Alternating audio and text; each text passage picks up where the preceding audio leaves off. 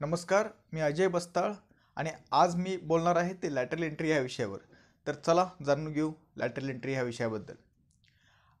आत्ता नुकतंच देशभरामध्ये लॅटरल एंट्रीवर वेगवेगळ्या माध्यमातून लोक बोलत होते. काही सपोर्टमध्ये बोलत होते, काही ऑपोजमध्ये बोलत होते.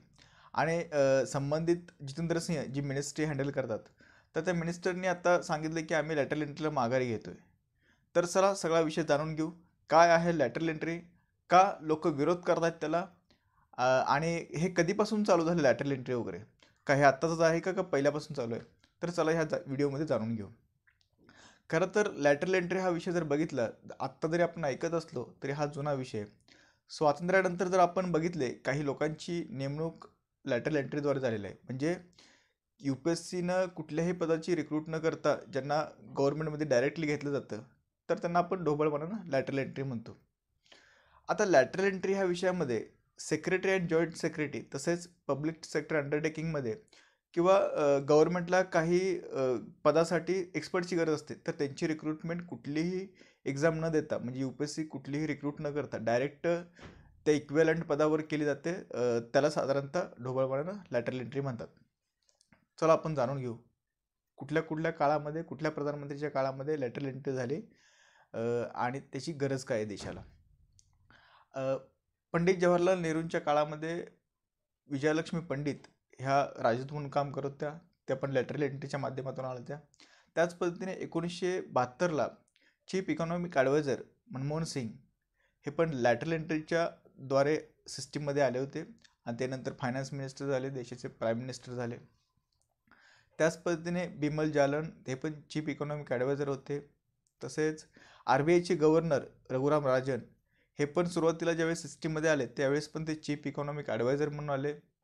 त्याच पद्धतीने सॅम पित्रोदा, राजीव गांधींच्या काळामध्ये सॅम पित्रोदा आले. ते टेलिकॉम कमिशनचे ते चेअरमन होते. त्याच पद्धतीने त्यांना संगणक क्रांतीचे जनक मानले जातात भारतामधल्या.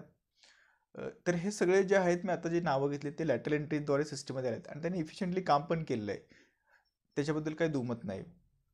त्याच पद्धतीने आधारचे विषयामध्ये काम करणारे नंदन निलेकेनी हे पण लॅटरल एंट्रीच्या माध्यमातून आले आहेत. तर याच्यावरून समजतं की रघुराम राजन, नंदन निलेकेनी, मनमोहन सिंग यांचं काम आपल्याला माहिती आहे. त्यांची सगळी रिक्रुटमेंट लॅटरल एंट्रीच्या द्वारे झाली आणि त्या पर्टिक्युलर विषयामध्ये ते एक्सपर्ट होते आणि त्याची गरज पण होती.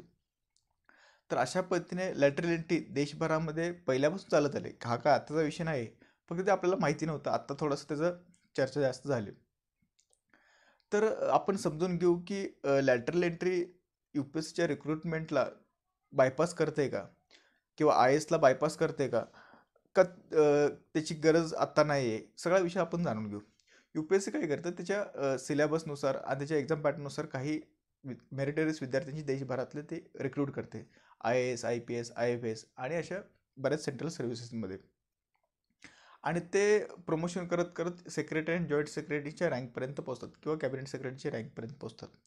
आता हे यू पी एस सीच्या माध्यमातून त्या पदापर्यंत पोहोचतात आणि लॅटरल एंट्रीच्या माध्यमातून डायरेक्ट कॉर्पोरेटमधला किंवा पब्लिक सेक्टरमधला, प्रायव्हेट सेक्टरमधला किंवा एज्युकेशनमधला जे एलिजिबल लोक आहेत ते इंटरव्ह्यूच्या माध्यमातून डायरेक्ट त्या आय एस ऑफिसरच्या, म्हणजे सेक्रेटरी, जॉईंट सेक्रेटरी रँकच्या इक्विव्हॅलंट पदावर त्यांना डायरेक्ट नियुक्ती केलं जातं.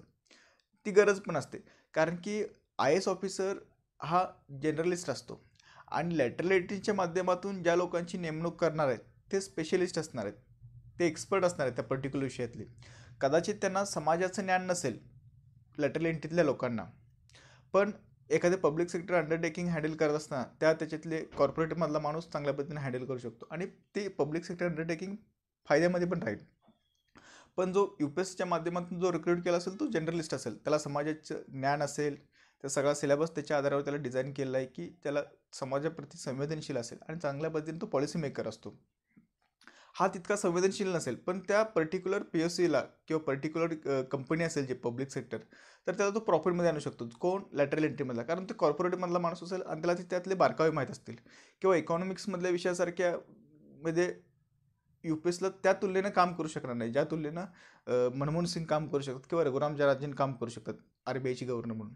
म्हणून जर आपण बघितलं की काही विषयांमध्ये एक्सपर्टची गरज असते आणि त्याला आय एस ऑफिसरला रिप्लेस नाही करू शकत, किंवा आय एस ऑफिसरच्या जागेला लेटरल एंट्रीच्या माध्यमातून रिप्लेस करू नाही शकत. त्याच्यामुळं काही विषयांमध्ये यू पी एस सीनं पण रिक्रूट केले पाहिजे आय एस ऑफिसरसारखे लोकांना, त्यांची आपल्या पार्लमेंटरी सिस्टीममध्ये जनरलिस्टची गरज आहे. आणि काही विषयांमध्ये लॅटरल एंट्रीच्या माध्यमातून रिक्रूट केले पाहिजे, कारण की आपल्याला इफिशियंटली काम करता येईल त्या बॉडीजना, रिलेव्हंट बॉडीजना. आणि यू पी एस सीच्या माध्यमातून ज्या रिक्रूट केले जातात त्याच्यामध्ये रिझर्वेशन असते, O B C, S C, S T, E W S, ज्याच्यामुळं आपल्याला सोशल जस्टिस पण मेंटेन करता येईल आणि जर्नलिस्टची आवश्यकता असते ते पण भरून निघता येईल. आणि इकडं लॅटरल एंट्रीच्या माध्यमातून एक्सपर्टची नेमणूक करून पर्टिक्युलर पब्लिक सेक्टर अंडरटेकिंग किंवा इकॉनॉमिक्स विषय जिथे जिथं रिलेव्हंट आहे, किंवा असे वेगळे विषय जिथे एक्सपर्टची गरज आहे, तिथं ते चांगल्या पद्धतीने इफिशियंटली काम करतील आणि तो पूर्ण देशालाच फायदा होईल. म्हणजे हे दोन्ही सिस्टीम एकमेकांना रिप्लेसेबल किंवा बायपास करणारे नको आहेत. तर जिथं जिथं दोघांची गरज आहे तिथं तिथं त्या पद्धतीने त्या रेशोमध्ये त्यांना अपॉइंट केलं पाहिजे, हे माझं म्हणणं आहे.